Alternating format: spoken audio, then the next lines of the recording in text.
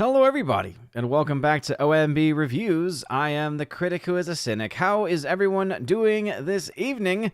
Happy and blessed Monday, and welcome to episode 528 of the Welcome to Asgard podcast, where tonight we're going to talk a little bit about the new fresh trailer from Mission Impossible Final Reckoning.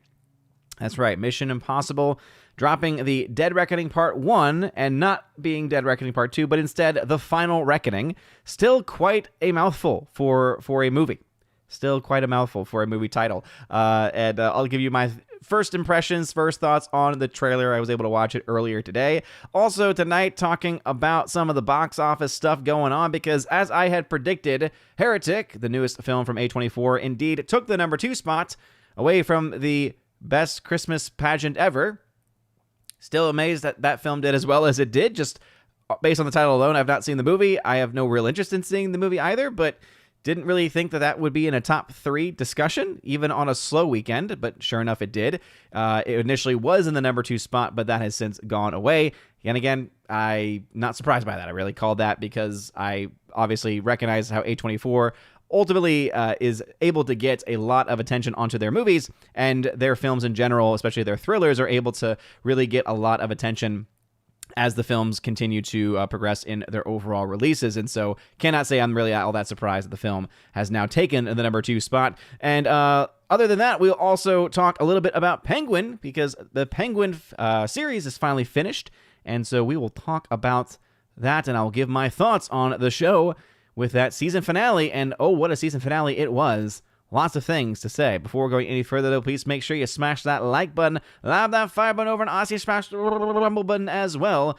Let's go ahead and say hello to the people in the chat, starting off at 6:15 with Guy, who says, "How was your day? Have you seen the reports of Mission Impossible Final Reckoning? Production budget is $400 million. That means this movie needs to make at least $1 billion. Yeah, it depends. It really depends on where it makes its money. Since this film will likely make some decent film cash in both the domestic internationals, though probably more so internationals. At least that's what they would probably hope. The film probably needs to make close to $1 billion, but the range on it would be around between $900 million to $1.2 billion. So between $900 million and $1.2 billion is what the break-even point for this film currently is. And can't say I'm not surprised by that. I mean, they spent a lot of money on Dead Reckoning Part 1, and as much as I enjoyed the film, and that film definitely deserved so much more than what it got theatrically, I don't know if this movie is going to be able to pull it off, because even though Tom Cruise in an action film tends to sell tickets, it's never a guarantee. Dead Reckoning Part 1 is a great example of that very fact, of that very point. Now, maybe they're able to get the release schedule, the release date for this movie, for this seemingly last of the Mission Impossible films just right, to be able to take advantage of some premium format screens. And I know that's got a lot of discussion, but here's the thing. Even if you don't have the premium formatted screens, you can still have a massive hit. Because even though there are obviously large groups of people that do go to see films in IMAX, like we'll pay that premium price for the IMAX, for the Dolby screens, the movies that are the most successful are the ones that are able to do well across the board, whether they are in those premium formatted screens or not. And so I think it's a very bad excuse when people bring that up. When people say, okay, well, it didn't have the premium screens for very long, and that's why it didn't. No. It didn't do well because I think ultimately people said the only people that really wanted to go see that movie were fans of the franchise. And when you're like 7 films into a franchise and you're really not expanding your base that much, because you've just given a lot of homework for any new persons who are interested in it to jump into. Yet on top of that, a long title, which has a lot more of an impact than I think people ultimately realize. And then, yes, part of it is, of course, where it gets released and how much money is being spent on those tickets. But that being said, I do think that ultimately this movie is probably going to be in some hot water pretty early on, financially speaking. Because that last movie, Dead Reckoning, great film, didn't make much money, was not able to pull it off. And I don't suspect that this film will be able to do it either. That's just my own thought, of course. We got Snortopoopus Cuber. Hello, humans and other quitters. What's going on, Snortopoopus? Thank you very much for being in the chat. Mr. Wingster at 623 said, when a McDonald's manager wins a presidential election, what a time to be alive. Yes, indeed. It's amazing that a man who only recently was working at McDonald's has become president of the United States. That's an amazing feat. And everything I've just said is indeed true. Doesn't matter if it was a political stunt. Doesn't matter if it was for the cameras, because it still is a fact. He was working the machines. He served real people. Ergo, he actually did work indeed at McDonald's just weeks before his election, in fact. That's amazing. Not many people can actually say that. In fact, no one else can say that. And I don't think anyone else will be able to actually say that at this point. All right, let's see. He was able to close that chat window. So we got Keely Chow hanging out. What's going on, Keely Chow? Welcome back. Saying Happy Veterans Day to those who serve. Thank you for your service. This is a day for you, indeed, for anyone who did indeed serve and has served our country. We indeed thank you for the service. But more importantly, we pray for you. We pray for you. We pray for your families. And we pray that, especially in the midst of a regime change in our country, that we are able to provide so much more for you. I think that no matter where you stand politically on anything, all of us can agree that our veterans just do not get nearly as much love and attention as they should. I really hope that we actually lower the cost, we lower the spending, the government spending on defense, and instead put more of that money towards the people who actually serve. That, I think, would be a much better use of those billions of dollars that we spend every single year. I would much rather spend billions of dollars on veterans who served than on increasing our military output and increasing our military presence abroad. And we could easily cut a lot of things. So let's just say the DOGE, Department of Government Efficiency, the DOGE. I really hope that becomes, honestly, it'd be amazing if in this new administration, the president is able to eliminate certain departments, but then create a brand new one. I think it would be great to have an official department, just like he created Space Force. It'd be amazing if he could also create an actual Department of Government Efficiency. I think that the DOGE would be something that could bring all people together. Because if anyone could figure out those numbers and could figure out ways of cutting things, it would definitely be Elon. And I think that especially if he was able to rework those funds towards the actual people themselves, towards our actual veterans, I think a lot of people would support it. Let's see, we got the man with the orange hat who has his mighty axe. Beware of his axe. He will indeed slam it onto anybody who does not behave. As he says there, don't break the rules, have fun, don't spam. And indeed, to get my attention, just put @Odin at the very beginning of your comment, the @ symbol, and then Odin, Odin, lets me know that you're trying to get my attention. And unless you're a member on the channel, it's the only way I can really see that you're trying to get my attention for anything. We got Carl Jacob. Hail to you. Great words for sure. Absolutely. Shorty Short, Laura, the Modern Major General. What's going on, Laura? Welcome back. J.S. Pena saying, ahoy. Ahoy to you. Laura, be careful driving. Be careful when you're texting and driving like that, messaging and driving like that. We got Thanatos Felicitas. Hello, Odin from Deja Vu. Oh my goodness, I feel like I've seen this story before. What's up, Thanatos? We got Wendy Hunter, Odin, and chat. Hello. Hello, Wendy Hunter. Welcome. Mr. Wingster, I am here. I am back at 100% full of energy. Let's get crazy. Let's not get too crazy now, Mr. Wingster, okay? I do still have some lower back pain, doing so much better than I was last week, though. So thank y'all for putting up with the shorter show last week. But my back was hurting. I actually do have the ice still on my back. It is doing much better, but obviously I would rather be safe and take precautions than to have to worry about it getting pulled or strained again. That would not be good. G-Monkey76, hail to you. We got Laura, of course, saying hello. Short saying hello to the Wingster. Mr. Wingster, the citizen of Asgard level. Thank you for re-upping at 13 months now in a row. Unlucky number 13. Groomer Drunk 3PO. That's terrifying. You won the election this time, incels, but we'll be back. Wow. Wow. Jimmy A. Hail, chat, and Odin. What's up, Jimmy A? Thanks for being a member here on the channel, saying, glad to be back. I missed last week's episode, and your presence was missed, Jimmy A. Thanks for being here. Icthulu. Happy Monday, Odin and chat. What's up, Icthulu? Welcome back, good sir. Carl Jacobs, last week you said you didn't know who Sam Spade was. Have you never seen The Maltese Falcon? I have. I just don't have those characters' names memorized. I've seen the film once, maybe twice. So, makes sense as to why I would not have characters' names memorized. Great film, though. Very much enjoy it. Jeremy Zakowski, evening, Odin. Good evening. Good evening to you. Mr. Wingster, who's a member, saying, Odin, on a serious note, my grandfather passed away this weekend at 76. Can you send a fellow Christian a prayer as he makes his way to my grandmother at the pearly gates? Absolutely. The month of November, obviously, I pray for you and for your family. And we of course pray that perpetual light might shine upon him, and that through the mercy of God, he might rest in peace. Amen. And during the month of November, it's actually a perfect opportunity for prayer for something like this, because the month of November is dedicated to the souls of the dead. And so every day at class during our prayer, I always end it with, may the souls fifth part of the mercy of God rest in peace, because it's important for us to pray for our dead, and especially to pray for those that have most recently left us. So absolutely, Mr. Wingster, prayers going your way. For as even in the book of Maccabees, it says, right, to pray for the dead is a very good thing, a very powerful thing. Let's see. Scott McKenzie, Hamishel. Scott McKenzie, that's new. Greetings, y'all. Greetings to you. Welcome back, Scott McKenzie. Thanks for being here. Ambrose Chamberpot, what's going on? Hello. Luke Zilla hanging out. Thanks for the tag. Appreciate you being here. Mr. Wingster, thanks, guys. I'm glad he is back with my grandma after 6 years after she left. Absolutely, dude. Absolutely. Cthulhu, number 528, best of the series. Golden Globe snubbed.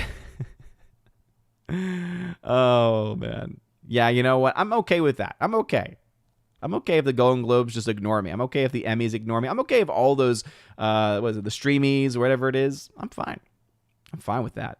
Scott McKenzie, thanks for being a citizen of Asgard for 29 months in a row. Thank you, good sir. You're a legend. And then Laura getting started with one of the topics that we'll talk about tonight, which is about, of course, Penguin. I'm not easily shocked, but the Penguin series was quite something. They set up the second Batman movie very nicely. Yeah, I mean, honestly, so here's the thing. Obviously, it's still very much fresh in the mind, and we'll go ahead and actually, transition into talking about that first. We'll talk about Penguin first. We'll try to avoid spoilers to the best of my ability. All right, to the best of my ability. By the way, I just saw that a review posted, and I'm very interested. Wow.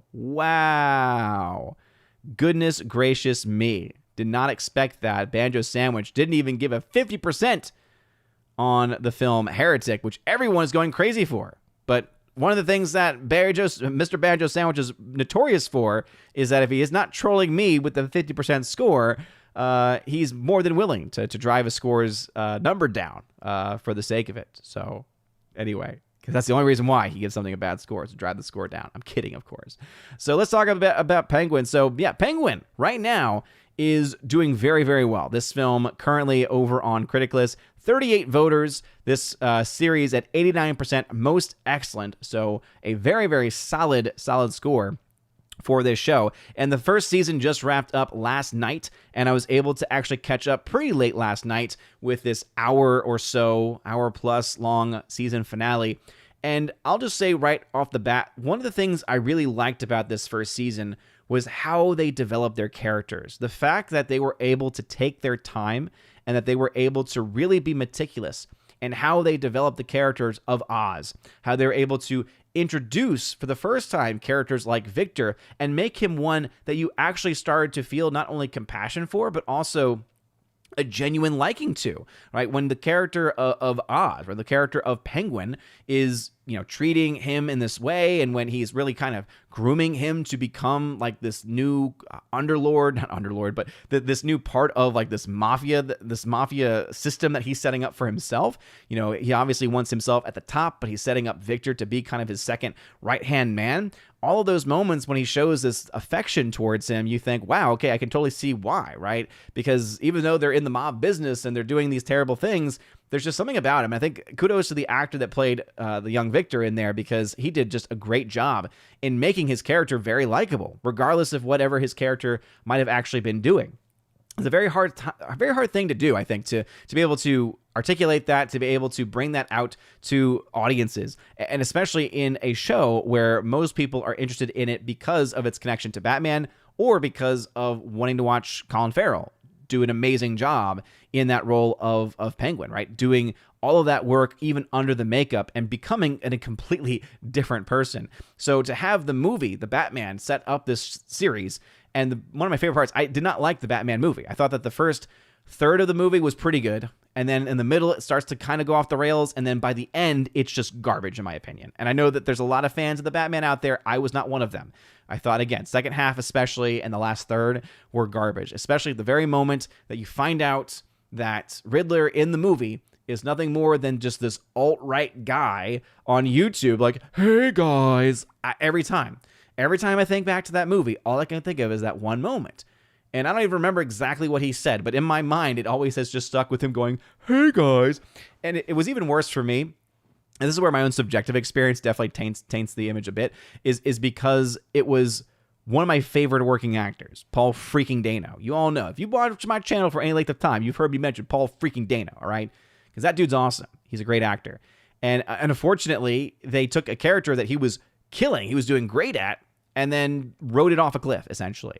But to be able to set up a character in that movie, which was Penguin set up, right? Oswald in that movie being set up in that capacity in that way. And then to be able to, from there, transition over into this series format and become the actual sole center of the series, that's not an easy thing to do, right? It's a very difficult thing to do sometimes, to be able to take on a series as a minor, very minor character, though, in my opinion, a minor character that stole the show in the actual theatrical film, to then go into the series portion of that and to be able to run with it and to be able to have fun with it and to be able to really make it your own. And in my opinion, to be infinitely better than the movie. I think that this series of the first season of Penguin is so much better than anything that I remember from the Batman movie. And that, I think, is not necessarily a crazy or a unpopular opinion, but I don't think it's an opinion necessarily that everyone shares, because I do know there are people that are fans of the Matt Reeves Batman film. And there's no doubt that this series would not exist without the without the Matt Reeves Batman movie. So clearly there has to be some credit. We have to give credit where credit is due, as one could say. And I think that this is one of the special things about this show, is that it was able to make that transition very, very well and very effectively. So now you add on top of that, right, these great characters being introduced. Then you have Kristen Milioti. All right, Kristen Milioti, most people know her from her stint on some shows, but most notably for being the mom on How I Met Your Mother is where most people, I think, know her from. I actually knew of her before then. When she got cast and when it was announced that she was going to play the mother on How I Met Your Mother, I was very happy because I had actually seen her on stage and actually had met her. She's such a sweetheart, by the way. So when I was seeing one of the many shows that I've seen on Broadway, she was in the show, the original cast of Once, which is a phenomenal movie, by the way, a great independent film. And they turned it into a Broadway show, and it's a beautiful Broadway show. I mean, I didn't think that they could make the music better, and yet somehow they did. They actually made more songs for that story, and it's just beautiful. And all the actors on stage play instruments, so they're all like working, not just working actors, but working musicians, and they are able to, like, through the flow of the show, be able to do, like, not necessarily dancing, but these movements with their instruments while at the same time playing. And it's a beautiful show. If you've never seen it or if you've never heard of the music for it, I recommend looking it up. It's actually quite good. But she was in that, and I remember seeing her in that and being like, wow, okay, this girl can sing. First off, she can act. She's great. So there's like a picture of me somewhere. I'll have to find it one day because I was at the stage door, meeting the cast, and this is how cool she was. So there's like this barricade there, right, trying to keep separation between the actors and everything, obviously for their safety. And so when I went to go take a selfie with her, she like jumped the she literally jumped the guardrail so that she could, because we were having an issue with the angle. And so she jumped the guardrail so that way she could be right next to me to be able to get the perfect angle for the shot. Like, that's how cool she was. She was just very, very chill. She was a real person. That's what, I didn't really care for the celebrity aspect of that. It was mostly, I wanted to talk to them just to, find out their story and to find out where they got their start and how much fun they were having. And when you had moments like that, that's also why, by the way, spoiler warning, not necessarily that no one is going to be surprised by this, but Hank Azaria is a jerk in real life. So after all the crap he's done, I think that most people would say, yeah, I could see that. It's sad because I like a lot of the roles he's done, especially his role in The Birdcage. But Hank Azaria, jerk in real life. Kristen Milioti, sweetheart, amazing. And to see her play a role like this, I mentioned that story. Got to go on the weave here. I mentioned that story because to see her now play this despicable, like, new mob boss who ultimately starts off as a pretty normal person who's kind of, resistant to wanting to join the family business, and then is gaslit and blamed for things she had no actual, part of, and basically is destroyed by her family because of the things that she knows, or at least the questions she's asking, the fact that she doesn't have this complete 100% blind trust of her family. especially a relationship to what happened to her mom and the relationship between her mom and her dad. And so now being sent to Arkham Asylum and being declared insane and having to be put on drugs and having to be put in an environment where she eventually and essentially becomes as despicable as her family. It's amazing. It's amazing to see. And there's a couple moments with her character I didn't like the whole was it the dominatrix thing that they do? I don't even know the official name for it because it's just like I hate all that crap. But they have this thing between her and her doctor have this relationship, and that it consists and persists even outside of Arkham. And so they've got this weird like sexual relationship with each other, and it's just like I could have done without that one. Luckily, it was just like that one scene where that happened, but it was also still like really I didn't need that. I didn't need that in that show. But again, seeing her character's journey was great. Oz's character journey, showing where how he became, and I would say one of the most compelling episodes to me was actually the one that goes back to explain what happens to his brothers. All right, I'll just really leave it at that point. I'm not going to go into the details of that, but to find out what happens to his brothers and the motivations behind it and the reactions after the fact really just tells you so much that you need to know about these characters. And where they came from and the mindset they have. And in the case of Oz, just how crazy of a person he actually is. And that, of course, leads to this finale and that shocking moment that Laura mentioned. Yes, it's shocking. Now, I will say this much. I wasn't shocked that it happened. All right, because I knew that certain things would likely happen. All right, there's certain things that you can early on say, all right, I don't think this person's going to make it. I don't think this person's going to make it. I don't think this thing's going to happen or this thing's going to last. I mean, lots of shows do that, right, where you can kind of figure those things out. This is one, though, where it was the way that things happened. I was just very much like, whoa, I did not see that specific part coming because it's very random.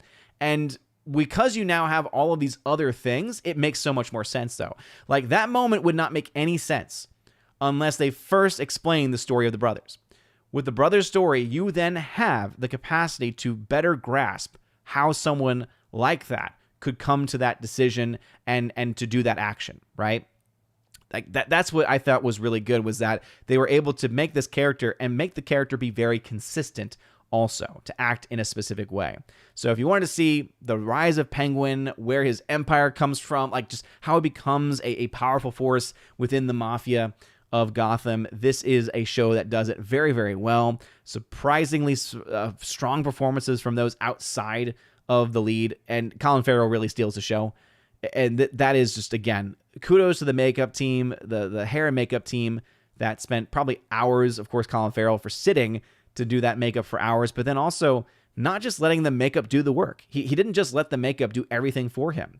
He was able to use that makeup, to use this disguise that he's being put under and make it a part of the character itself.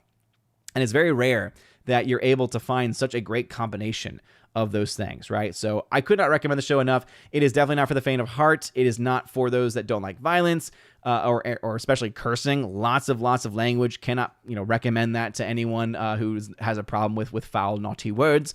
But at the end of the day, I also can't ignore the fact that it was a great experience. It was a very fun journey to go on, and it's sad that we have to wait now for the movie because, as I mentioned, I was not a fan of the first movie. I love this series, and I loved him in the movie. I loved Colin Farrell's Penguin in the movie. I will say I'm not really looking forward to this. The one thing I would disagree with is I don't know necessarily if this does set up the second Batman movie nicely, because I don't really know what the second Batman movie is going to be about. Now, if it's going to be specifically Batman versus Penguin, then yes, it would do a great job. But it's like, are they doing that? Is that the direction that they're going? Or are they going to be, pushing another villain with him as a background character again? Again, that's something I don't know the answer to. But if instead it is the main villain being Penguin, and it's going to be Batman versus Penguin, and they have to, the battle of the brains, because, man, Penguin has shown himself to be quite a smart guy, knows exactly what to do, has all these plans, is able to plan things out very well, and roll with the punches, is able to work in ways where when things don't go his way, he's able to think fast on his feet. And if that's where they're going to go with it, then I have a lot of confidence with it. I think Matt Reeves did have involvements with this show. And so if this is the kind of tone we could expect in the Batman 2, then, hey, I'll be much more on board with that than with the nonsense that went on in the first one. And overall, I think the most excellent score over on Critic List is very well earned. So that's my rant about the Penguin. What say you? Let's head back into the chat. King Kane and Rumsky over on the Green Machine. What's going on, King Kane and Rumsky? Saying, you can't stop Christmas. You can't even hope to contain it. Man, it's too early for Christmas stuff. It's like, whoa. Christmas movie in November, and not even like late November, but like early November. The greatest Christmas pageant. It's too early for that. I am a person where it ain't Christmas until it's been Thanksgiving. Because Thanksgiving is a great holiday to look forward to. I'll just say that. Forever Sci-Fi, hail all, he says. Hail to you. Thanks for being here. By the way, we have a donation via Streamlabs from the Master of Gaming. Thank you for the $1 tip. He says, fun fact, did you know Sweetwater from Angel Studios was originally distributed by Briarcliff Entertainment last year in theaters? Briarcliff wanted nothing to do with it, so they sold it to Angel Studios. Interesting. I did not know that. Justin C. says, hail, enjoy the Penguins finale, shocked and not shocked. And I'll just leave it at that because, again, I know it's been out. And I know that people have probably had this ending spoiled. We'll try to avoid direct spoilers here. Obviously, I've laid some hints down that anyone who's seen the show knows what I'm talking about. But I do try to avoid spoilers, especially on things that have just come out. You know, if this was next week, couldn't help you. If this was, in a couple of days, I couldn't help you. All right, because word moves fast. And if it matters that much to you, then you would find the time to watch it. Abomination, Mission Impossible. Oh boy. Abomination on Odyssey saying Mission Impossible Part 8, Dead Reckoning Part 2, The Final Reckoning, Electric Boogaloo. Now that would be a title. In fact, I would go to see the movie just for that title alone. Rob D. Hello, Odin. I want to watch Penguin, but I'm afraid I won't like it because I did not like Batman 2022. Hopefully my review has alleviated your fears, Rob, because I also did not like the Batman either. I liked the first third, the rest of it, not so much. The ending sucked. That have never wanted to rewatch it for that very reason. This show had me hooked every step of the way. The only bad thing about the show, other than the things that I mentioned, is that I do think that the last episode could have been a bit more polished. I thought that the last episode rushed just a bit with where you get to as far as the conclusion of this part of the story of Penguin, right, of Oswald, is one that I think you could have spent a bit more time on. Honestly, it would have been cool to see this play out for maybe a couple more episodes, in fact. One, because I was enjoying the story and enjoying it being presented the way it was, but also I think it probably would have given them just enough extra time to really set things up just a little bit better. Again, it's not a bad ending. I know a lot of people were more so waiting on the shows to finish to do a couple things. One, to binge it, because there is still a lot to be said for the binge model, despite what others have said. And two, because I think some people were worried, is this going to do a Game of Thrones Season 8, where everything's going really well and then it just jumps off a cliff? I can say and confirm it does not jump off a cliff. It does not quite stick the landing perfectly, but it's a solid show all the way through, with most of the episodes, in fact, I would say, being most excellent. If I had to give most episodes a score, I would say almost all of them are most excellent, and then one or two fall more into the rad category. So you're still dealing with a generally most excellent show. Using critical list scores, of course. Sacre Bleu. There is Sacre Bleu, the deadly poke of Zorro. Hello, Odin. Burgess Meredith, deepfake in Penguin finale, please. I do love Burgess Meredith. My favorite work from him, though, was definitely all the things he did in Twilight Zone. He did, I think, 3 episodes of Twilight Zone, and all but one of them are my favorite. Time Enough at Last is probably my all-time favorite. I don't know. It's just something about the story and what it's trying to say, and his performance in it is great. And then he's also in The Obsolete Man, which is also one of my favorites because of what it says about the state, and ergo things like communism and things like that. The critique it has, very brilliantly done. And he does another one where he plays like this guy that gets super strength. It's fine. I mean, it's still great. There's no bad episode of the Twilight Zone, okay? But it's not one of my favorites. All right. Icthulu says, hold on, wait a moment. Something ain't right here. The successful movies are those that embrace their genre, not those that try to entice the general audiences. Just look at Sound of Freedom. Wait a minute. Successful movies are those that embrace their genre, not those... I don't know what you're trying to say there. Sound of Freedom didn't really embrace its genre. Sound of Freedom was successful because of the message specifically, in fact. So I would definitely disagree. I would definitely disagree with that. Because you entice the general audiences by the stories that you tell. There's nothing more enticing to a lot of audiences than a true telling of a story that no one wants to talk about in the mainstream media. So I would actually very much disagree with you, Cthulhu, okay? Because that was not a genre movie. That was a pure message movie, and it was a message that everyone with a brain and a heart can agree with. Jimmy A, I thought the trailer for Mission Impossible looked excellent. Even if it flops, it will always be number one in my heart. Yeah, Jimmy A, and I guess that will also lead to my thoughts on that. So we indeed do have the trailer that has just been released for Mission Impossible. I was going to say Dead Reckoning Part 2, but no. Instead, they have changed the name, and I think very wisely so. They have changed the name to Mission Impossible 8, or rather, Mission Impossible: The Final Reckoning. It's still quite a long title, all right, because that's still Mission Impossible: The Final Reckoning, but definitely a lot better than Dead Reckoning Part 2, though that also would have made a bit more sense. In all honesty, I think, instead of just calling it Mission Impossible 8, which has its own things you could be critical of here, I think this actually creates a little bit more brand confusion. Because, yes, you still have the Mission Impossible name, and that's going to be the most important part, of course. But you now think about, okay, what people saw last year, Dead Reckoning Part 1, and said, wow, I can't wait for Part 2. Now, all of a sudden, with the marketing, people who don't pay attention to this stuff, don't read Hollywood Reporter, don't watch my videos, now they're hearing and seeing trailers for Mission Impossible: Dead Reckoning. They'll say, well, wait a minute, hold on. What happened in Dead Reckoning Part 2? Did I miss that? Because I thought the movie that I went to go see was Part 1. A lot of people don't tend to remember this or pick up on those things when they change. It's like, for instance, when they decided to do the random name change for the Birds of Prey movie, right? Remember how the original title was Birds of Prey: The Fantabulous Emancipation of One Harley Quinn. And then they finally were like, no, let's just call it Birds of Prey.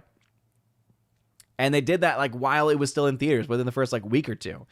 So this is still far out, and so they don't have that same problem. But I think ultimately their branding here and their name sequencing is going to create a little bit of confusion. Now, if I had to guess, I would say based on the trailer alone, I'm hyped. I'm excited. But the trailer, at least this first one that's come out, definitely is geared more towards fans of the series. And that's one of the issues, is that when you have a series like this that's a little bit more long in the tooth, where it's been now 8 movies, going into 8 movies for its history, and you start to have a story that's much more about the characters that you've been on the journey with for many, many years, and where the journey started, now where it is, it's very much being made then, not for the general audience, but being much more so made for the fans of the franchise. And that is going to limit your reach. That would be my one criticism, is that if you want to make a lot of money, as much as I think they did a good job showing some very exciting looking moments, there's this amazing sequence that they show you in the trailer where Tom Cruise, of course, hanging onto a plane, but the plane's doing a flip. Looks great. Looks fantastic. And that might bring some people in, but there's also some footage from the first Mission Impossible movie in there and other references that are much more so for fans of the series. And that is going to alienate. And obviously, this is the first trailer, so they'll probably have more. Usually trailers try to do multiple things, go after multiple groups of people. And so I think that this was a very effective first trailer. But I do think, because of the fact that this film did indeed cost, as someone mentioned earlier, reportedly cost around $400 million to make. It says Paramount also wants to bring the film, wants it to bring in a lot of movie. They want to bring the film to Cannes, actually, to Cannes. Or Con, or whatever it is. The budget approaching, it says, $400 million due to production delays. It went on to say that the 7th film, originally titled Part 1, because now that's just Dead Reckoning, has a 94% freshness rating on Rotten Tomatoes, which means nothing, and grossed $571 million, but that movie also cost quite a bit of money to make. Now, because of the last film, I do think this movie is probably going to be poised to make a lot more than the last film did. That being said, it's not a guarantee, especially in the market today. It's a lot harder for films, especially films and series, to do better than their previous previous releases. But a couple more, I think a couple things could end up benefiting it.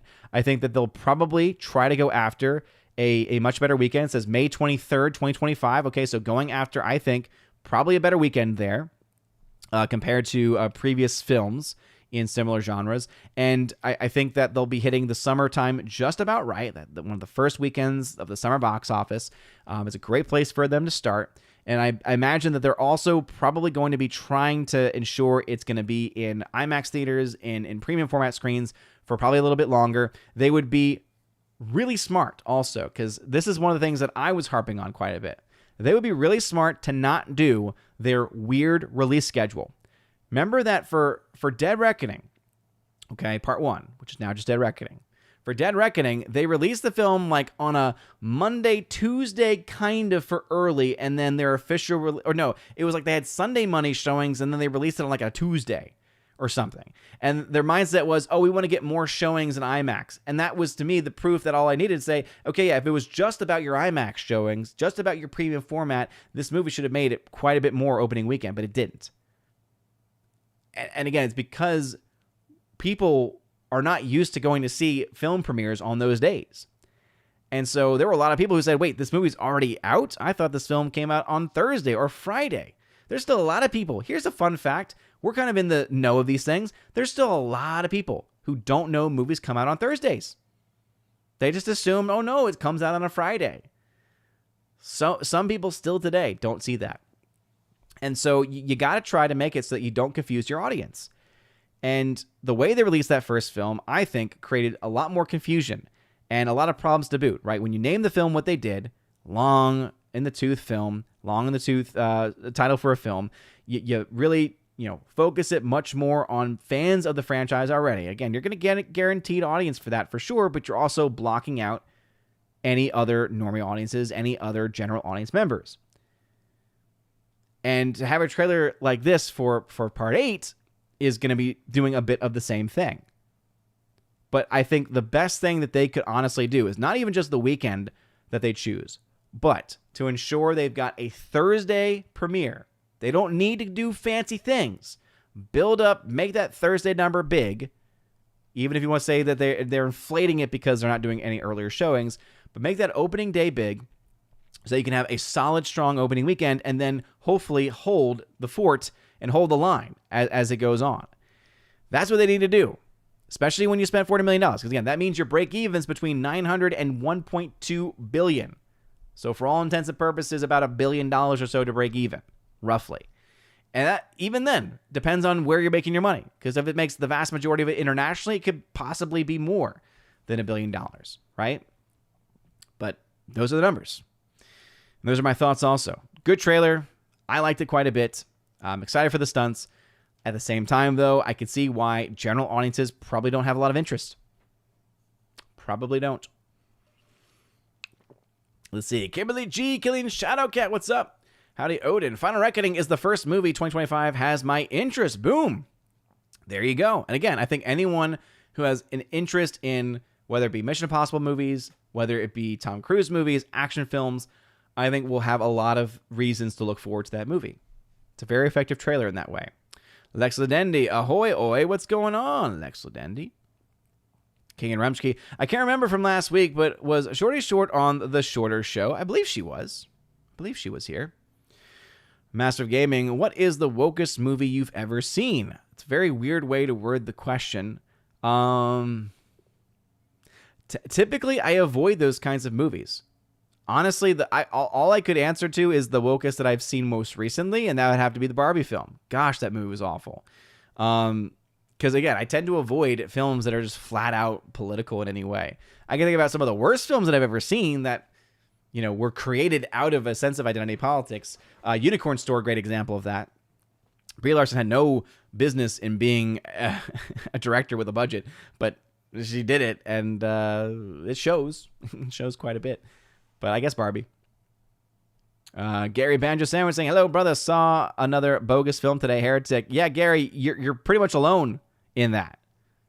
Last I checked, every review for it had been most excellent. And then you came along, which is just like a Gary Banjo Sandwich thing to do. Revelator. What's up, Revelator? Over on Odyssey. Physics Channel Katie Lee. Hello, Odin. Is there anything good coming out? Yeah, I think Mission Impossible 8 is going to be pretty good. And I've been hearing some pretty good things about Heretic as well. Looking forward to it. I actually want to go see it now. Almost in this way now to spite Gary Bannister with Warrington. Cthulhu, can you spend a moment to explain why Penguin is interesting as a humanized villain compared to Marvel villains who are insufferable humanized villains? Hopefully I got that across in my review. Wayward Noodle, did you see the meme? Pick of Trump 2016, A New Hope. 2020, pick of Biden, The Empire Strikes Back. 2024, pick of Trump, Return of the Jedi. First time I thought fondly of Star Wars in 10 years. I had seen images floating around, not that specific one, but basically memes that were implying that. I have seen those. Let's see. Jeremy Zakowski says here, this year election had reminded us one thing: celebrity endorsements mean nothing. I mean, yeah, it really, honestly, it depends on it depends on the celebrity, and it depends on what the endorsement is. Because I'll tell you, I think Hogan may have actually swayed some people. Not a lot, but they do sway some people, okay? But they tend to be shallow people, no matter what side of the aisle they might be on. Very shallow people get swayed by things like that. But it also depends on who it is and how it's coming across. Because most people would look to, a Hulk Hogan endorsement and his appearance at the RNC and say, okay, this seems genuine. You believe that this is what the guy thinks. Whereas you look on the other side of it and you see, and now it's being confirmed, in fact, that, yeah, these look like people who were paid to say these things. And sure enough, they were paid to say them. And that's not to say that the others weren't paid either, but it's about perception. Perception itself is, in many ways, what many people believe is reality. Mr. Roy, hello. What's going on, Mr. Roy? Welcome back. Gary saying, did not like the Batman, but love the Penguin. So if the Batman was a series, would it have been better? No, because, again, the movie itself is not... The movie itself fails as a story in the second half of it. It has nothing to do with... I don't know if that was supposed to be a joke, but no, it has nothing to do with it being a show versus a movie. It's because of what the story was, specifically in the Batman. Mr. Wingster saying, I might have been a fan of the new Batman film. It's just a shame I couldn't see it. Couldn't see anything in it. Sorry. I know, right? It's such a dark movie, and not in the symbolic way. Hardwig, what do you recommend doing with the cardboard flaps that come on the back of steelbooks? Okay, so as collectors, I think that there's two rules of thought. And I think Tom, shout out to Tom of Midnight's Edge After Dark. He probably will hate me for this, but for me, I take a picture of it just to have all that information recorded, and then I throw it away. I personally don't have much use for them, okay? That being said, there are definitely going to be some collectors that probably have heard what I've just said, and you might as well have said that I ripped it open or something, right? Because there are some, I imagine, who collect those. Whether they leave it on the box, whether they just have a collection of them or a sleeve of them or something, I don't know. I don't personally have much use for them. So I just throw them away after. I do take a picture of them because sometimes there's information on there as far as listing out the special features, things like that. And I like having that information. Jimmy A says, you meet Kristen Milioti, I would have been blushing so hard. Again, she was awesome. She was awesome. Mr. Wingster, Odin got some Hollywood connections. This is before she was ever involved in Hollywood. I don't think she had been in anything other than Broadway theater. Because I don't know. She, I think, had a recurring role on 30 Rock, and I never saw her in that.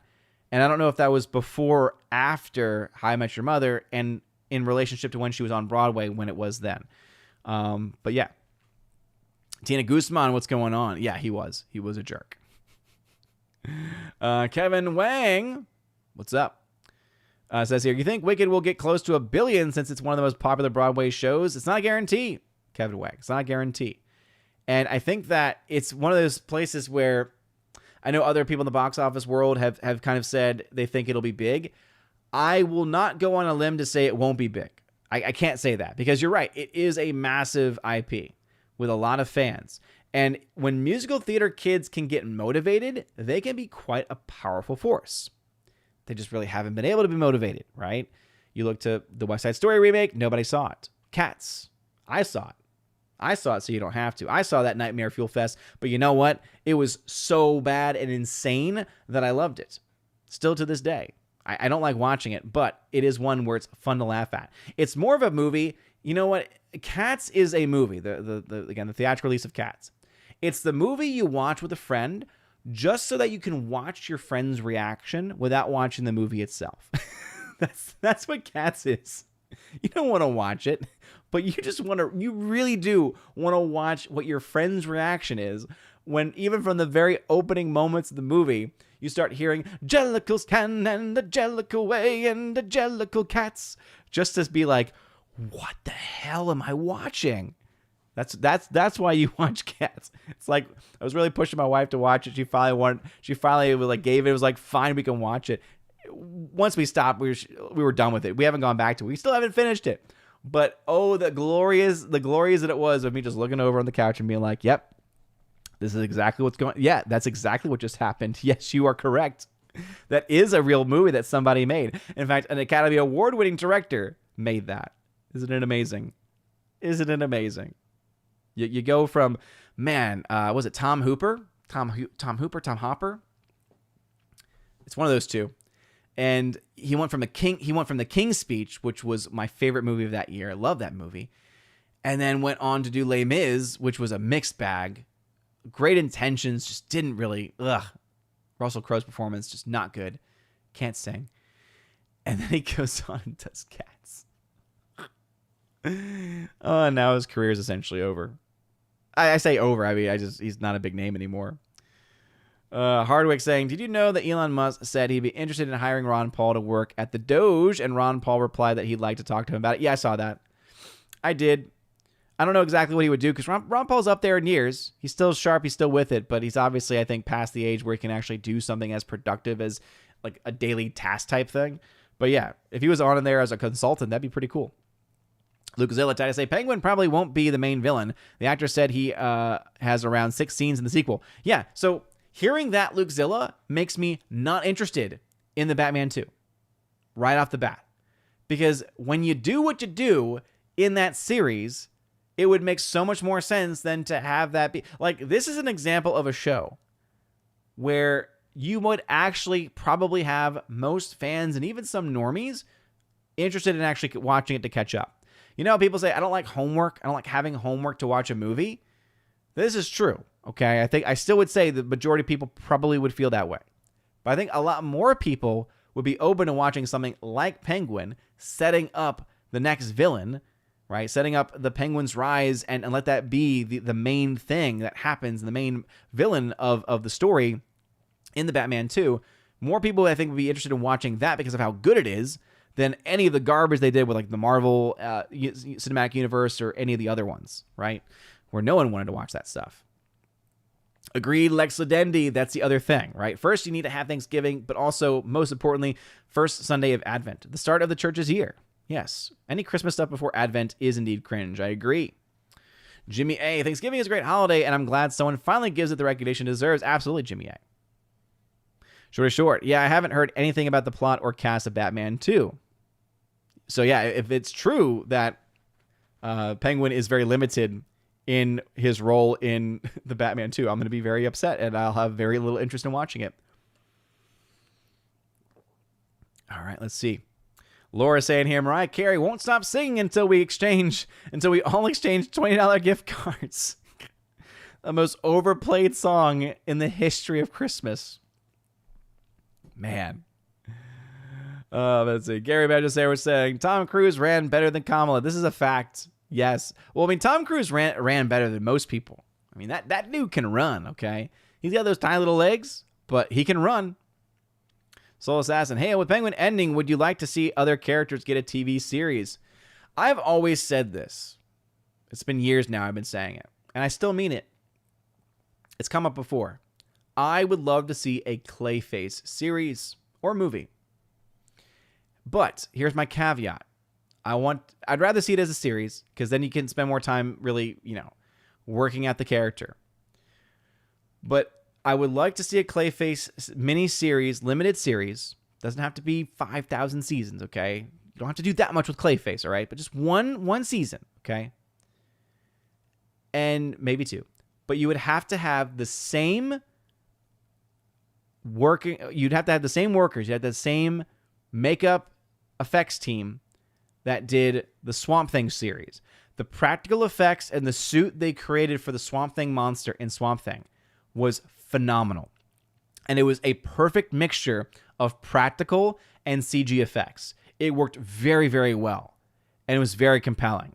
And if anyone could do a Clayface style and be able to also rely on practical, because I don't want a Clayface series or movie that's going to do full CG, because it's going to look garbage. The uncanny valley is just going to be so annoying, and it's going to drive me nuts.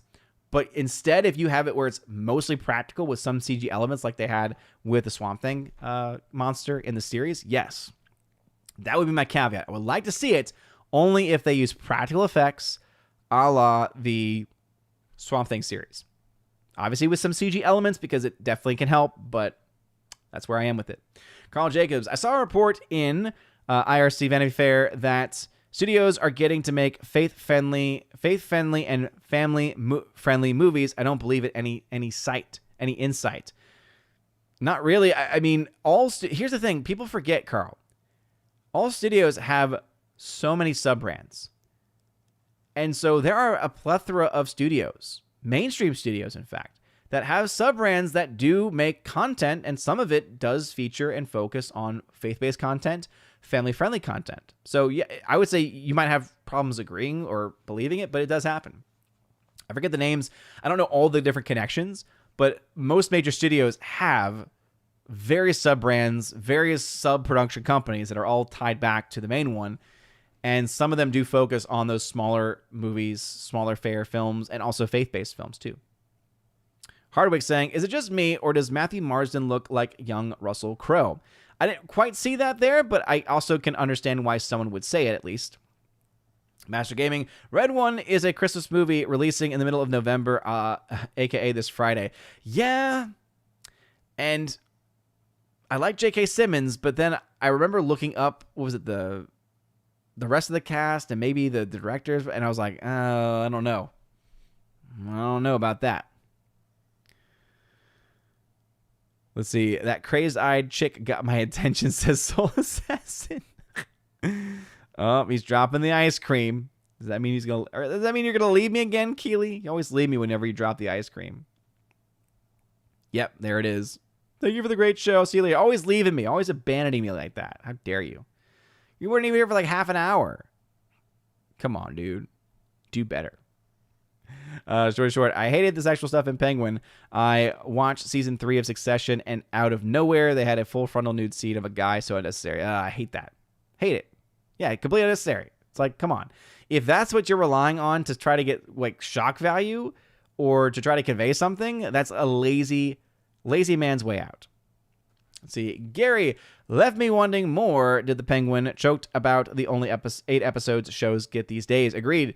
Yeah, would love more there. But hey, at least we do still have, what is it, Tulsa King? I think Tulsa King still has another episode. Let me check my calendar.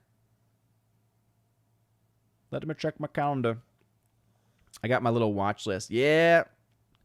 Episode 10 of Tulsa King. So, oh no, is it the last one? I think it might be. So yeah, Tulsa King is I think, yeah, episode 10. That's coming up this Sunday. So I think that's going to finally be the end of that season. By the way, Tulsa King's been great too, okay? For the record, Tulsa King has been phenomenal. If you've not gotten into Tulsa King, highly recommend it. Second season, in my opinion, has been a lot better than the first.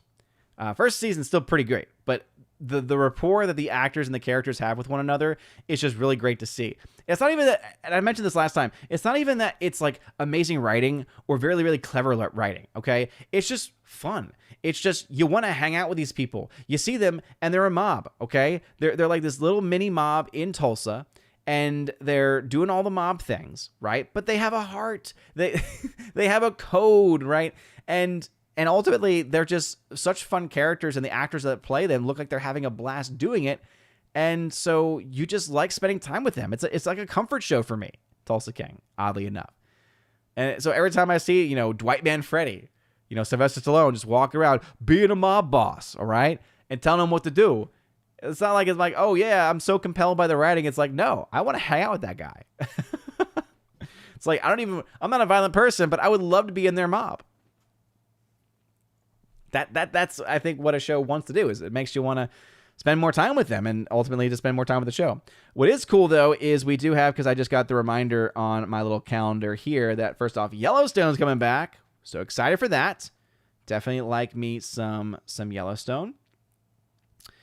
And Cobra Kai coming back for part 2 of the 3-part finale. So weird how they've done that. I get it to an extent, but I'm excited for that. So that's coming out Friday, 3 a.m. on Friday. So, actually, no, wait. Yellowstone already did come out. Oh, I need to catch up with Yellowstone then. My bad. So Yellowstone came out yesterday. Ooh, okay. Correct myself there. Was it good? Anyone watch the new Yellowstone? Tina Guzman, thank you for the $2. That's all that it is, just $2.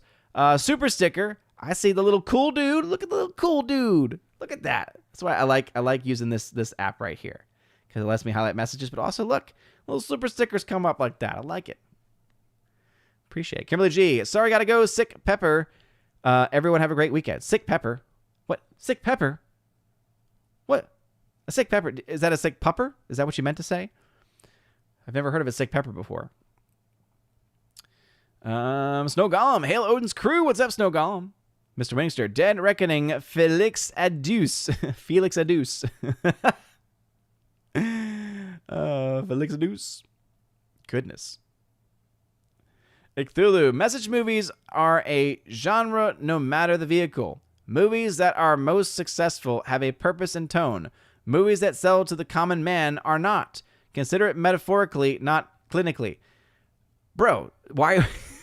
You pick the weirdest things to fight against, Cthulhu. I've noticed this. This is like the third thing in like a matter of a few months where it's like, bro, no. No, here's the fact, okay? Common denominator movies do actually do well. Again, it's not consistent, and COVID, I think, broke it for a lot. You know, that's one of the problems, was that the most generic crap was able to make a lot of money, as long as it had Marvel in the title, as long as it had certain things in the title, or certain content things, right? So, no, you're wrong, man. I'm sorry. Like, here's the thing. There really isn't a guarantee of how to make money at the box office, because there are so many factors that go into it, right? Actors don't sell movies anymore. Right? Because people say, what about Tom Cruise? It's like, yeah, Dead Reckoning Part 1 was a flop. You go back to the Mummy film he made back in 2018. That movie also, not a huge hit. In fact, it was the film that destroyed any prospect of them making the Monsterverse, right? I'm sorry, the Monster Universe, whatever it is that they were going to call it, all right? The Dark Universe is what, yeah, that's right, the Dark Universe. So no matter what thing you try to bring up, it's going to have holes. It's going to have problems. So again, I still think you're wrong. Anyway, Hardwick says here, seeing Haley Atwell in those outdoor adventure outfits in the Mission Impossible trailer reminds me of what it is a shame that they never cast her as live-action Lara Croft. Mr. Wingster saying, The Reckoning strikes back. Wendy Hunter, so much money, it costs way too much. $400 million to make a movie. That's nearing Star Wars level. It's insane. Forever Sci-Fi. Seeing Tom Cruise in Mission Impossible trailers always motivates me to get exercising. There must have been at least 3 running scenes in that trailer. What always makes me laugh, though, is that, and I think it's been confirmed, that in his contract for almost anything he does, there has to be a scene with him running. Again, I don't know if that's been true, or if that's just like a rumor that people made up, but every single trailer that he's ever been in that I can remember, if that's an action movie, he has to be shown running in the film. It's great. It just makes me enjoy those moments that much more, because I'm like, oh, there it is. There's the contractually obligated running sequence. Lukezilla, as long as this new Mission Impossible movie doesn't face another Barbenheimer, it should do better than Part 1. Yeah, I think that there's definitely some argument to be had there, but remember, even in the face of competition, movies can still be successful, okay? It's all about getting the right conditions at the right time with the right people. And it's not easy to predict that. You can't really quantify. Barbenheimer worked because it was the perfect meme at the right time. Had they tried to force that, it wouldn't have worked. Great example of that is what they tried to do with, everyone of course remembers this, what they tried to do with Morbius. Remember the whole It's Morbin Time meme went like wildfire on social media. And so the studio picked up on that and then thought, oh, this means people want to go watch it. And so they re-released it in theaters, and then no one went to go see it because they misread it. So, again, there's something to that, because obviously there are bodies going to see those movies. But that does not mean that those are people that would have otherwise seen Mission. That's the other thing, too. You can't guarantee that the people going to see the other movie are guaranteed to have gone seen the other. Unless you can read minds, or unless you can somehow get access to their plans and say, if they did not see that movie last weekend, then they would have clearly gone and seen this instead. That's not how that works. That's not how any of this works. Kevin Wang, Mission Impossible 8 has to compete with Lilo and Stitch live action. Yeah, you know what? I'm going to say Mission Impossible 8, you're doing a great job. Because, yeah, everyone's wanting to see the Lilo and Stitch live action, right? I'm sure that one will come out on time. It says here, Lilo and Stitch has also come the same day as Mission Impossible. Would this make a difference? I personally don't think so. I don't think Lilo and Stitch live action is going to make much of a splash. Because their live actions have left a lot to be desired. Their live actions, other than the Cinderella live action, I'm fully on board with Shad on this. For anyone who watched Friday Night Tights, Shad also is a fan of this movie. And it's great. It really is. It's a beautiful film. Okay, it's not groundbreaking by any means. It's not better than the original, but it's a lovely movie. It's a lovely film to watch. And so, because they just haven't had that, though, all their live action adaptations have been really disappointing and really not all that great. And performance-wise, the box office has not really been, especially not consistently any effect. Kevin Wang said the next week has the new Karate Kid movie. Still don't know enough about that to say whether that would be a good film or not. I would lean towards not until I find out more. Let's see. King and Rumsky saying, Mission Impossible 8, you need a PhD in puff math to count the number of letters in the title. Kevin Wang, Ballerina is June 6th. Hydrogen Reaction. Again, these live adaptations, I don't think are going to do it. Gary saying, only watched 50% of Barbie. Good grief. Mr. Wingster, 50% of Barbie was incomprehensible. Yes, this is a fact. La, la, la, la, la. Let's see. Orange Chat saying, no rants tonight on my channel, but I do have to go. Odin, you have a good night. You have a good night, Orange Chat. No show of rants, and yet you're leaving early, Orange Hat. I will deduct your pay. Kidding. Thank you for always being so willing to help, Orange Chat. I always appreciate it, man. Rowdy, Odin, what happened to all the shills? Did they just give up? I don't ever see any YouTube users rushing to defend the newest Star Wars or Marvel movie anymore. Yeah, I mean, a part of it is the fact that a lot of them have moved on from their previous employments. So a lot of it was the fact that they were working for certain companies, and those companies wanted to protect their access. Another part of it is just the access itself. When they don't have projects coming out, and especially when they don't have any really good or exciting prospects or projects coming out, there's nothing to shill for. So if you've got nothing to shill for, you can't really be much of a shill, right? Yeah. I do think that, you know, we have in many ways we have to thank J.J. Abrams, because it's J.J. Abrams' Star Wars: The Rise of Skywalker that I think broke enough people and really broke through the facade to such a degree that more and more people were able to kind of break the vice grip that a lot of this nonsense had. It made it cool, or at least permissible, to be critical. Heartbreak Ridge, hail Odin in chat, hail to you. See, Jimmy A says, Paramount poorly marketed Dead Reckoning. They put out a trailer in advance and only showed it in front of Top Gun. Then they panicked and started pushing it 2 months before it came out. No, I mean, I remember them marketing it. I mean, they had a typical marketing campaign for that. I'm not saying that it couldn't have been better, but it definitely wasn't like badly marketed. Okay, something can be not as effectively marketed, but also still be fine. Again, there was a lot of things that I think led to that. The biggest reason, though, is I think the release schedule. You do not release a movie on a non-movie release day. Even if it's over the summertime, even if it's over a holiday, you just don't do it. Thursday night is the night that people are programmed and ready and expecting to go to see a movie. Kevin Wang, thank you for tagging. It says, I think Colin Farrell has a few scenes in the movie. And again, that makes me not interested in it, because I don't want just a few scenes with him. I think that he deserves to get a full billing. The show has proven that. Justin C. That's not fair. That's not fair at all. There was time now. Yes, Justin C. Yes. Great line. Great show. Gosh, man. It's such a tragic thing. And he's like got the stacks of all the books, and he's laid them out by the month he's going to read them. Man. Great episode. I love that show. I just love Twilight Zone so much. Cthulhu, only Batman the Animated Series can do Clayface proper. That second episode was really hard-hitting emotionally.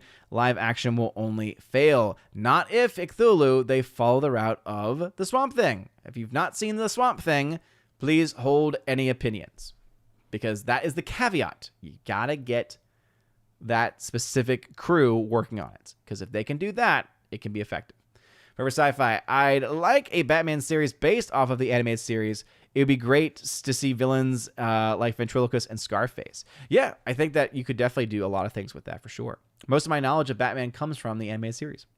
Justin C. Mr. Freeze series done right would be interesting. Agreed. Hardwit, PureFlix is owned by Sony. There you go. Kevin Wang, Home Alone releases in November, and it is a Christmas movie. Okay, Kevin. Not the point I was trying to make, but okay. Jacobite Wiseman, thanks for tagging. How about live-action Beast Boy movie? What? Luke Zilla, regarding Clayface, I think he was rumored to be in the Batman 2, but knowing this new Batman franchise, he probably will be some guy that murders people with clay. Yeah, and it'll be a full CG character. It'll look like garbage. That's why I'm saying the only way that you can make it work is if you do the full practical effects suit, specifically being rendered by whichever group did that of the Swamp Thing monster. I'm telling you guys. I'm telling you. Don't sleep on that. If you've never seen that show, I would say watch it at least for that suit. Cthulhu.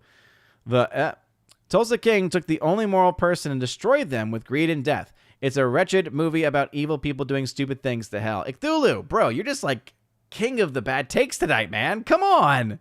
What, Cthulhu, what happened to you? Cthulhu, what happened to you? Come back, Cthulhu. I can fix him. No. Tulsa King's just a fun, easygoing show about mobsters. That's all that it is, and that's all that it needs to be. Let's see. Abomination. Maybe not Pepper, but Prepper. Someone's trying to stock the cans and got a case of the sniffles. Man, if that was the case, if she really meant to say a prepper, that would definitely raise some questions.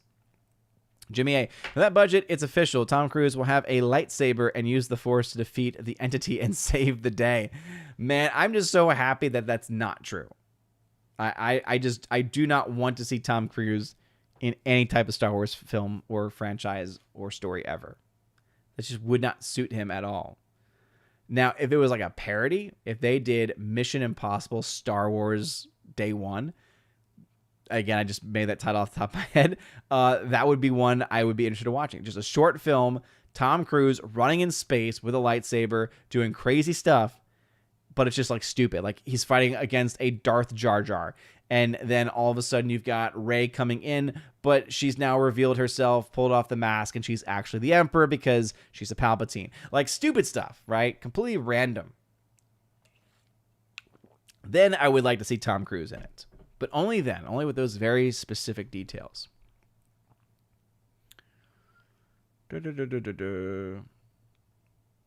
Let's see. Wendy Hunter saying, nice Marvin the Martian impression. Oh. Rob D. So Kermit the Frog is now in charge of film marketing analytics. It's Kermit the Frog here. If you were. Have you ever seen Avenue Q? There's a character whose voice is very much mimicking that of Kermit the Frog. It's great. It's a great show.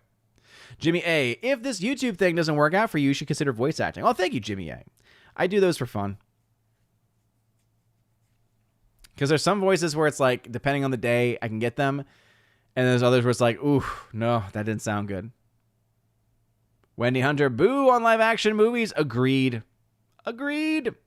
Laura, everyone hated The Rise of Skywalker. Seriously, it was the one movie that most people with any common sense or any shred of decency they had left was able to at least muster up the correct viewpoint that the movie was not a well-made movie, that it was objectively a very flawed film. And sure enough, right, what do we see from that? It's the lowest box office for any of the mainstream Star Wars movies, not including any of the spin-offs or Rogue Ones, things like that. Making only $1 billion, but with a massive budget, it ended up losing like over $100+ million, which is insane to think about. A Star Wars movie costing so much, losing so much too. And it did so much brand damage. I mean, let's be honest. We all know, because we've been around here for a long time. We know is The Last Jedi. The Last Jedi is the one that did the brand damage. But there were some people who were not even awoken by that, who were still in the sleep, were still in the pods. Some of them were shills. Some of them were just honest people. But then Rise of Skywalker really just pulled that facade away to the point where even the paid shills just couldn't even do it anymore. They're like, look, I've been protecting you for a long time. I protected The Last Jedi even. But now it's gotten to the point where my credibility will be completely lost to most people. Again, anyone who paid attention, their credibility was lost long ago. But to the most people, in the most public fashion, it would have been defending a movie like that. That's why it's a hard sell. Mr. Wingster, let's release Final Reckoning on a Monday. It'll work out. If they do that, it'll be the dumbest thing they've ever done. Because it didn't work out last time. It definitely won't work out this time.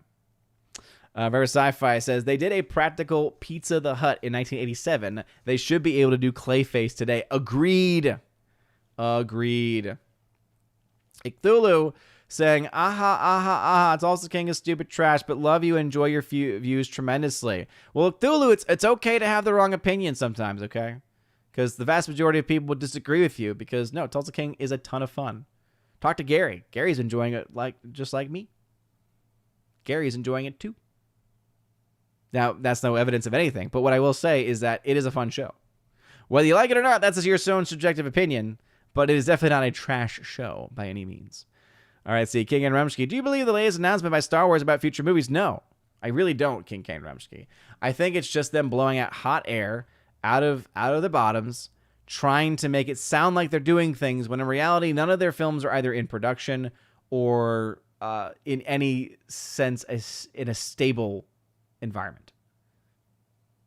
I mean, I look and see what project, and I honestly ask the question, is anything they're working on actively filming without any issue? I can't think of any at the top of my head, but maybe that's about to change. Let's see. Jimmy A. Spaceballs 2 starring Tom Cruise as Rilo Ken. Mr. Wingster. Jimmy A. His name is Kyle Ben. Oh, goodness. Forever Sci-Fi. I would argue that the Troops parody short from 1997 is better than any Star Wars show Disney has done. Interesting. Luke Zilla. Disney only surefire hit next year will probably be Avatar, Fire and Ash. I feel a lot of their other stuff will either flop or barely break even. Here's the thing.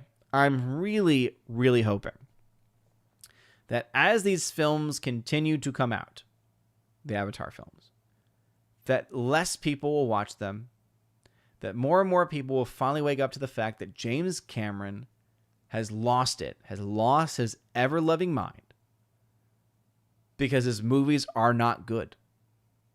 I know there's a lot of people that enjoy the Avatar films, but just because you enjoy the fancy, fun-looking visuals doesn't make it a good movie. I will die on this hill that the Avatar films are crap. Yes, visually stunning, agreed. Revolutionary in their technology, oh yeah, sure. But just because you got a pretty picture does not make your movie good. And I really, again, hope against hope, that as these films continue to get released, that people will start to wake up and smell the roses and realize that these films are not worth watching. Because I would love for the movies to start to lose money. That's what I would enjoy watching. But who am I to say? I mean, the last film did make $2.3 billion, which is insane. The first film making $2.9 billion, unadjusted for inflation, of course. Man, oh man. Let's see what Fire and Ash. $250 million budget being reported. I mean, I just think about all the money being wasted on these movies, and they're not even good movies. Like, James Cameron could be doing so many other things, but instead he's gotten lost in Pandora with this massive billion-dollar picture deal, right? Because he got $1 billion to make all these films. So my hope is that less and less people, but clearly that's not happening, right? You did go, technically speaking, you did see a drop-off between the two films, okay? Because the first film made $2.9 billion unadjusted. So that means in today's dollars, probably close to what? $4 billion? So to drop from $4 billion down to, let's see, because it was not too long ago, $4 billion down to $2.3 billion. Okay, you've lost about half of your audience, roughly half your audience. That's not even going to the ticket sales comparison there. So if hopefully you lose another half of your audience, then the next one would only make over $1 billion. And then by the time that you get to the very end, maybe it doesn't matter because your entire series is still profitable because of how much money the other films have already made. So clearly they know something that I don't. But man. Wendy Hunter saying, Odin chat, have a nice night. I'm off to Bible study. Yeah, we're going to wrap things up here.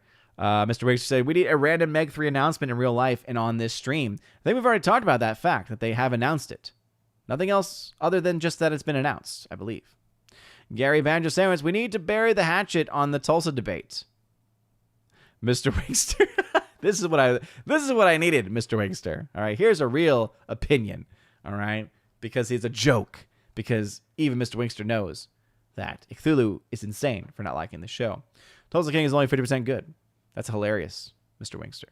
Hilarious joke. Jacobite Weisman. Tom Cruise fights Trigon and his minions. There you go. Characters are fun. The plot is terrible. The whole show is fun. That's all that matters. That's all that really matters. Is the show fun? Yes. There you go. Gary Benson was saying, not enough blue paint to make Avatar as good as the Smurfs. Dang, brother. Dang. All right, that's going to do it for me, everybody, because I'm getting tired. I need some tea for my voice, maybe some M&Ms, a little bit of chocolate, like a little candy with my tea to help with my throat, with some honey as well. I like the pumpkin spice tea for anyone interested in what teas I'm drinking. So this was a fun show, everybody. A very, very fun show. We had a lot of things to talk about, but you know what? I would be remiss, okay, because I cannot let my poor King Kane Rumsky go a single night without us talking about a little bit of mathematical equation. And so therefore, I got to see a real mathematician at work.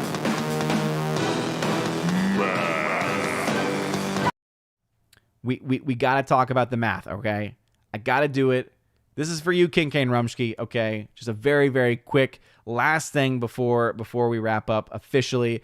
And that is box office stuff. So as I'd mentioned over the weekend, Heretic starting off pretty strong here, 15 million currently in the red. I think it's going to make that up pretty easily. Best Christmas pageant ever, doing much better than I would have expected it to do, but not as well as the initial reports. So remember, going into the weekend, or coming out of the weekend, the estimates, Best Christmas pageant ever was in second place.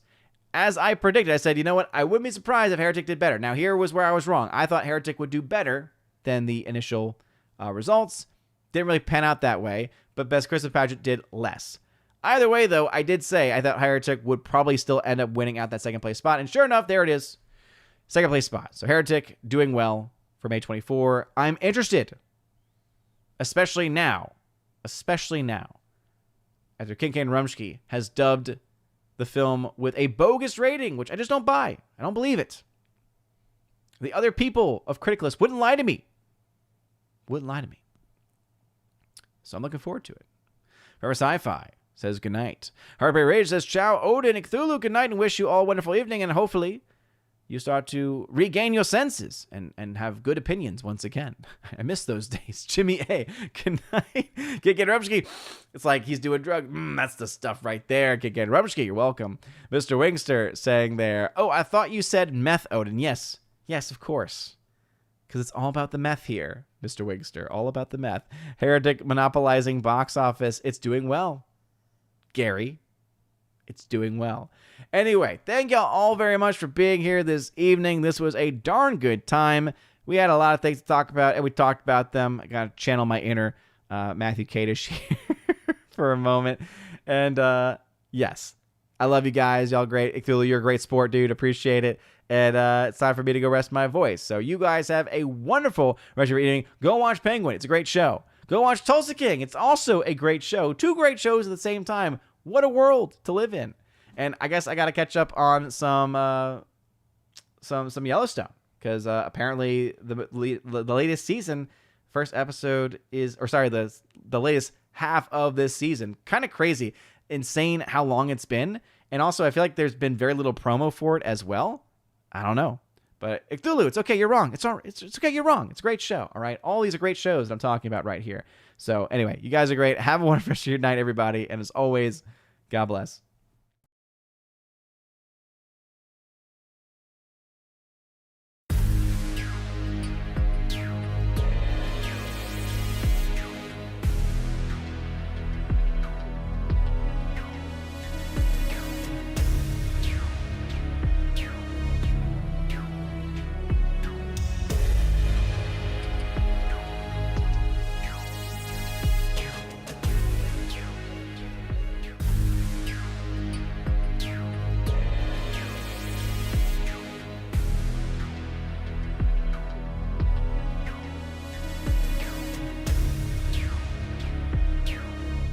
Now for a huge special shout out to all of my Chosen of Valhalla members, starting off first with my people on Patreon, Father Luca Illick and Miss Martin Muses. Check out her YouTube channel by the same name, Miss Martin Muses. Also to my Subscribestar people, Matt317, check out his Twitch channel by the same name, Matt317. And also to the K-Man, check out his website, xtheboundaries.co. And lastly to my YouTube member, Mr. Roy, shout out to you, good sir. And if you want your name shouted out at the end of every live stream and video, check out the top link in the video description below where you get access to that. Also, you get access to a plethora of other things. You get your name listed at the end of every live stream and video, like you saw in those names that came up before this video started. And also access to a giveaways channel that I host over on the Discord server where I give away 4Ks, Steelbooks, Blu-rays, all kinds of stuff. So check that out if you're interested in that. Also, I have an exclusive podcast that I hold at least once a month, and it's always a good time, and you get extra bonus content with that also. So if any of that sounds interesting,